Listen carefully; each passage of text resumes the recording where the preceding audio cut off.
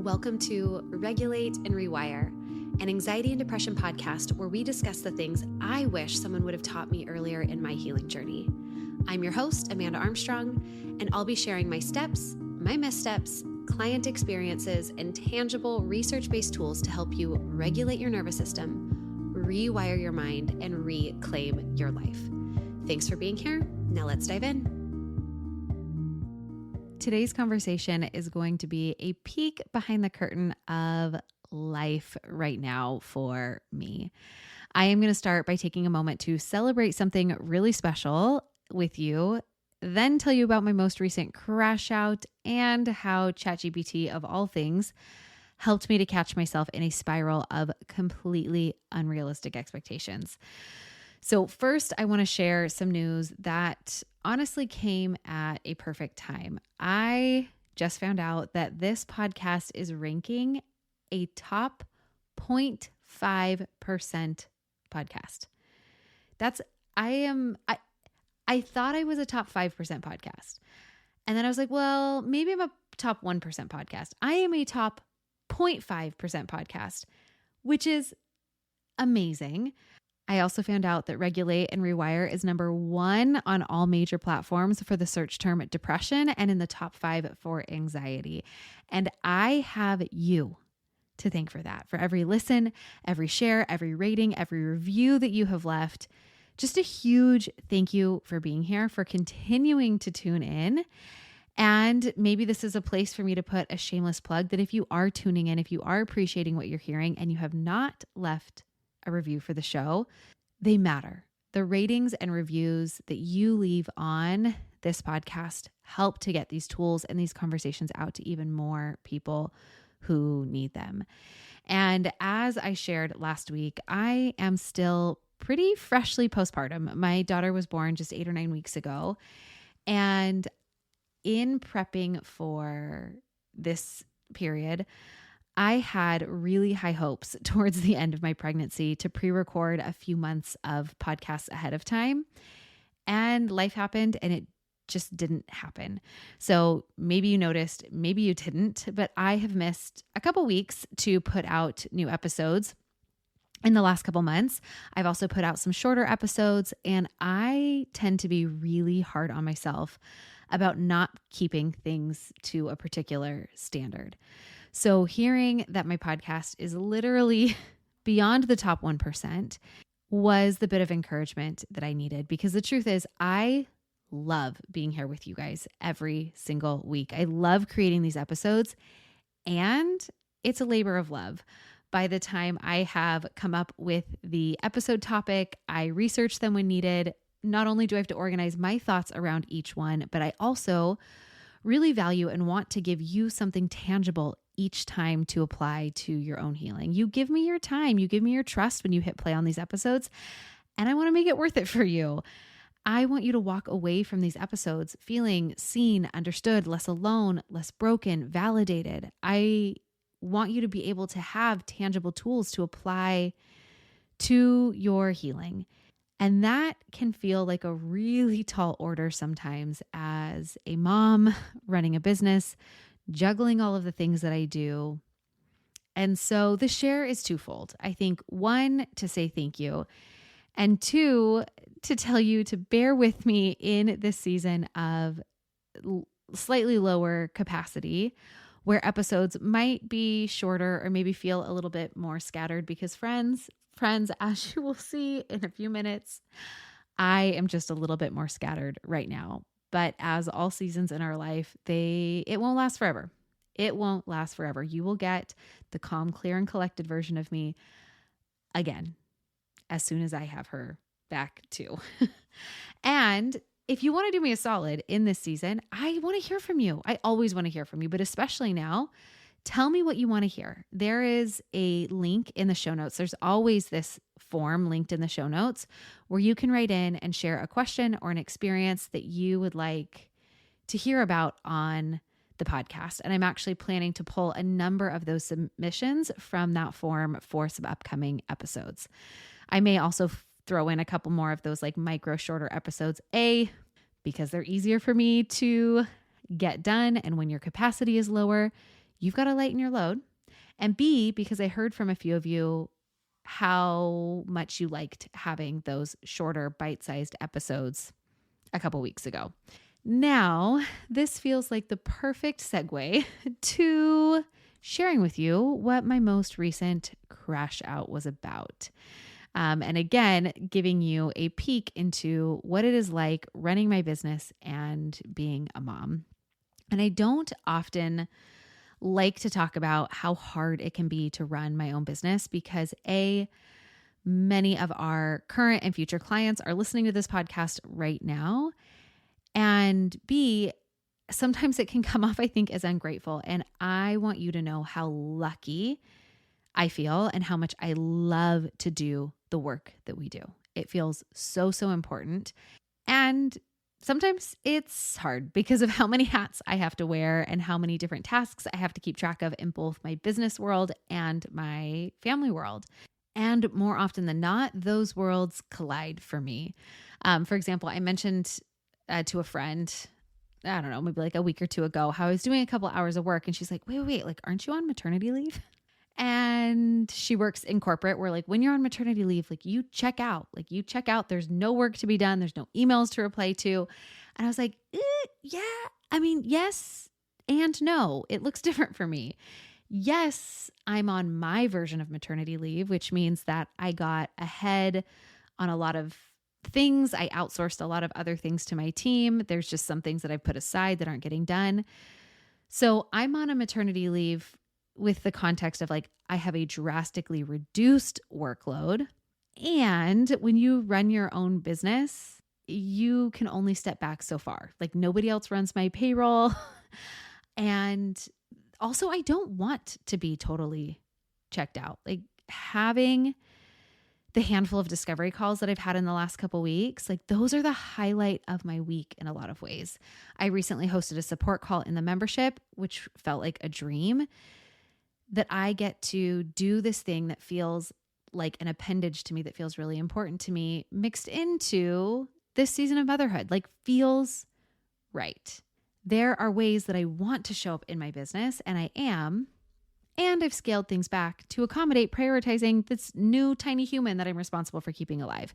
This is all a backstory and going to maybe sound counterintuitive to my crash out over not feeling like I have the support for my correct work-life baby balance right now.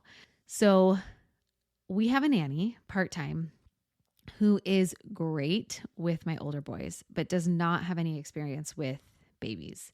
So I keep saying I have childcare, but not baby care. And I don't need much, because I am not in a place where I'm like still very, very attached to this tiny human, not only because I have to be because I'm breastfeeding, but because like, hello, she's really cute and she's really squishy and she's like only 8 weeks old. But I was explaining to my husband how I really feel like I want 2 straight hours of predictable time each day where I can do some deeper work and just have some space for things that I need to do and things that I want to do in my business. One of those being to ideate and record a podcast. But the couple times I have tried to give my nanny the baby for like 30 minutes to an hour, either she cried the whole time, which I cannot handle, or my baby was great, but my 2-year-old son found his way to bang on the door of my office or to color on our walls. Yeah. Anyways, I spiraled. I spiraled in explaining this. I crashed out. I cried. I was like, what the heck do I do? Where do I find the support? But also like, what support do I actually want or do I need? Because if my husband suggests adding another day of childcare one more time, I'm going to freak out because I don't actually want more childcare. I want more time with my kids, but I also need a nanny who is capable of watching the 2-year-old and the baby for 2 hours. But I also love our nanny, and finding new childcare sounds like an absolute nightmare. And as the spiraling out tends to go. So this leads me to a couple hours later, I decided I needed some strategic help. And I turned to ChatGPT and I fed it all of the details. I was like, hey, I am a business owning mom of 3. My kids' ages are this, this, and this. Here's the ecosystem of my team. And when my son is in school and the hours that my nanny is here, she's great, but doesn't know what to do with babies. So I have the baby 24/7, which means that in this 7-hour block of childcare that she's sometimes here, I'm only lucky to have 1 to 2 hours accumulated of work time, and it's unpredictable. And here is my current weekly workload, X, Y, or Z. And here's the list of things that I need to do in my life, like grocery shopping and making dinner, etc. By the way, ChatGPT, I'm also breastfeeding full time. How many hours a week do you think that is? Blah, blah, blah, blah, blah. So I finish typing up all of these details. And then I ask the question, like, how do I make this work? And this is where the reality check came in. It fed me back a very detailed breakdown of hours of tasks versus hours of support, gave me some suggestions. And in case you were wondering, it estimates that I am currently breastfeeding about 28 hours a week. Cool. No wonder I have no time for anything else right now.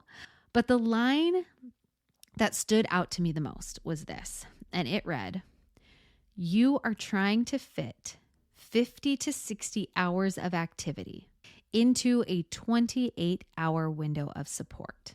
That's not sustainable without strategic restructuring or extra support. You are trying to fit 56 hours of activity into 28 hours of support. That's not sustainable." Why, friend? Why was I insane enough to think that it was possible? Why did I need a robot to tell me that my expectations for myself aren't just unrealistic? They're impossible. And why is this what I needed to read to stop feeling like I was the problem here? And I think that that is the deeper lesson that I want to share with you in today's conversation, is that I was running through these logistics for days, thinking that I could somehow crack the code. That if I was just clever enough to fit these things together just right, or if I worked harder, then it could be possible.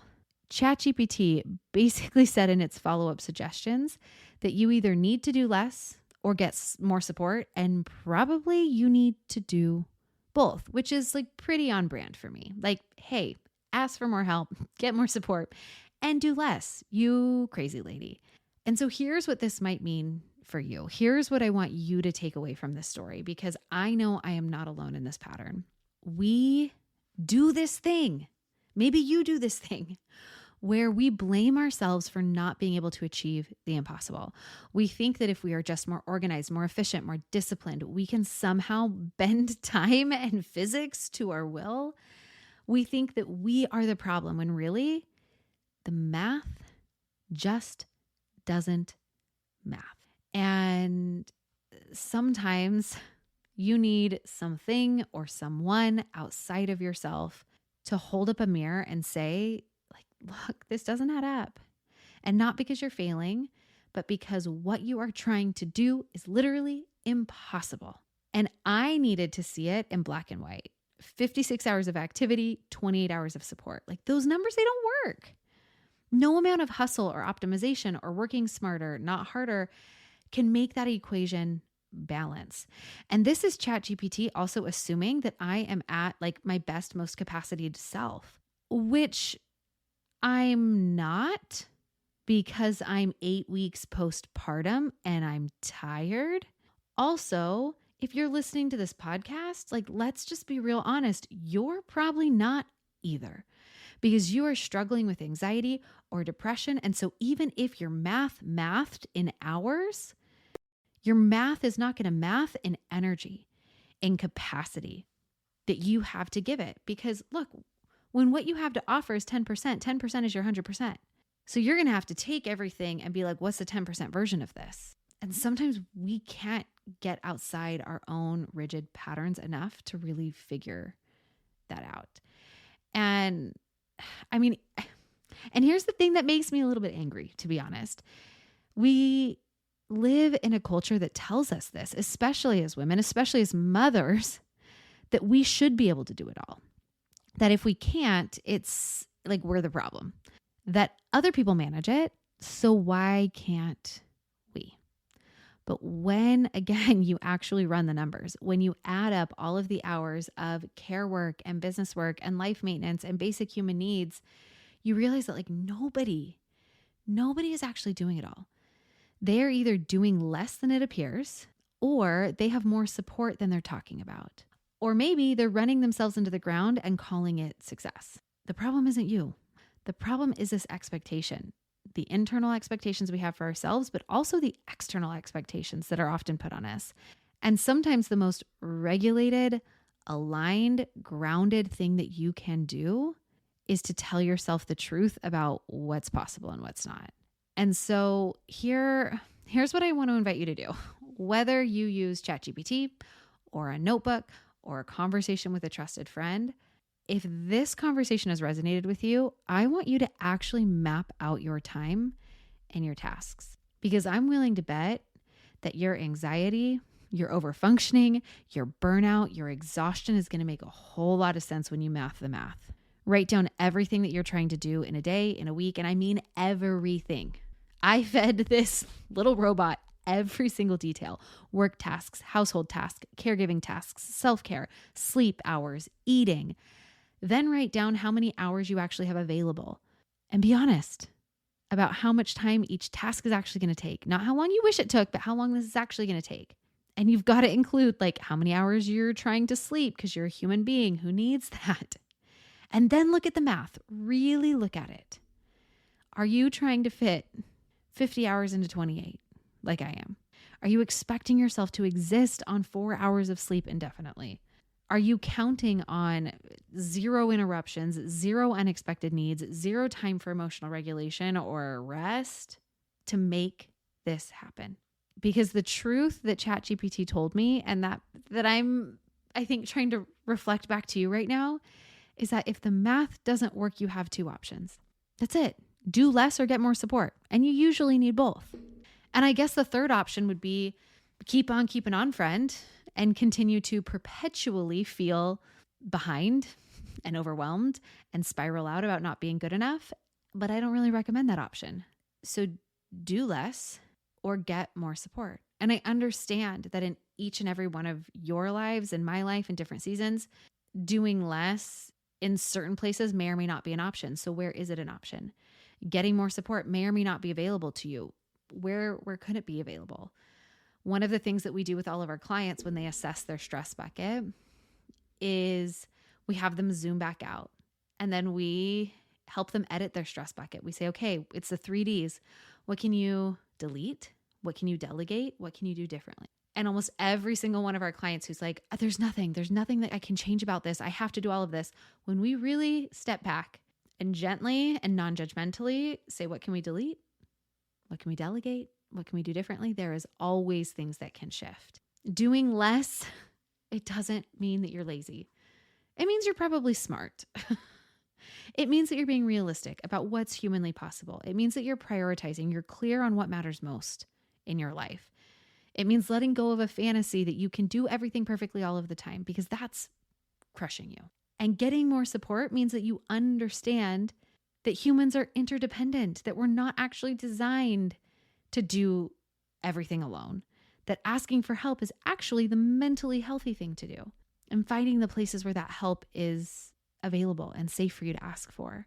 And then sometimes even when you do both of those things, it's still a lot. It's still hard because we're living in systems that aren't designed to support human thriving. But at least what I'm hoping you're taking away from this is that you can stop blaming yourself for not achieving the impossible. And I think it's clear. I think it's real clear that I'm still figuring this out, that I don't have all the answers, that I am still in the thick of it and trying to find my way through this season for me. But what I do have is a little more compassion for myself now that I can more clearly see that what I was expecting was mathematically impossible. And half of the weight that I was feeling from all of that was this belief that it should somehow be possible, and it was my fault that it wasn't figured out yet. And so my hope is that this conversation today, this kind of more candid share of a little bit of the behind the scenes in my life, is an invitation for you to look at your own possibly impossible equations with a little bit more compassion too. And because I know that some of you have been listening to this podcast for a few years with me now, some of you are very intimately familiar with my journey and the bumps in my road to motherhood because of past episodes on grief and sharing about some pregnancy loss and our journey with IVF and everything. Kind of my final personal celebratory share is that baby girl's birth was my very first non-traumatic, boring birth story. It went so well. Her and I both so healthy. My recovery has been great.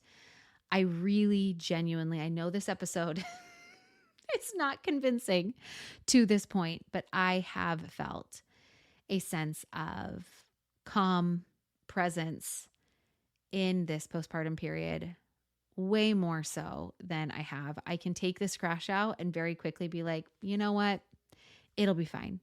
She's only this little today. And I want to be in that and be with that. And I think one of the things I often say to clients in their healing journey is that there is going to come a point in your healing where you're just going to need more capacity. And to create that capacity, you're going to have to say no to some things that you really want for the sake of things that you want more. Maybe that's more space to heal. And this is a season where I am in all of this having to do the same thing. I'm having to look at aspects of my business or aspects of my life and just to say, hey, there's a lot of things that you want. And those are all really, really good things to want. And right now is not the time that you can have them all. You're literally breastfeeding for 28 hours a week, give or take. And so what is it that you want most right now? And that answer becomes really, really clear. What I want most is to be able to show up for the people in my membership, have discovery calls, and record these podcasts. And so almost everything else in my business is kind of taking a back seat. Those are some of my favorite things. What are my favorite things? My favorite things are connecting with each of you every week, having discovery calls, actually having some of you resonate enough with what you hear on the podcast to book that call to say, hey, I think the regulated living approach might be the next step in my healing. To be able to know you by name, hear your stories, that lights me up. It keeps me going. And then to be able to support. And so all of the other big projects and exciting things, I'm just having to say, nope. And I'm having to look at this and say, okay, well, what is the minimum support that I need? Or what is the maximum support that I can get so that those things that matter most can happen? So that's what I've helped to do.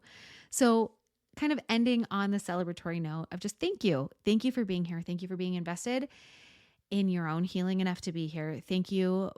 So many of you who send me just the most kind notes and emails of, hey, how are you? Sending you love, hoping that baby came, all of it. All of it is felt and so, so appreciated. So coming to our 3 takeaways or invitations from this episode is number 1, if you need to, do the math on your own life. Actually map out how many hours of tasks that you have versus the support or the hours available to you. Number 2 is to remember that you have 2 options when the math doesn't work. Do less or get more support. Usually both. Maybe look at that list and say, delete, delegate, do differently. Those 3 Ds. Number 3, remember, so often you are not the problem. The expectation is when you cannot achieve something, it's not always because of a personal failing. Sometimes what you are trying to do is literally impossible. And no amount of hustle or optimization or working smarter can change that. And part of regulated living is being honest about that and being diligent and accountable for finding that right balance to match what actually is possible, but also what meets and matches your current capacity. And that's something that we help clients do every single day. All right, friend. Thank you for being here again and again and again. And until next week, I'm sending so much hope and healing your way. Thanks for listening to another episode of the Regulate and Rewire podcast. If you enjoyed what you heard today, please subscribe and leave a 5-star review to help us get these powerful tools out to even more people who need them.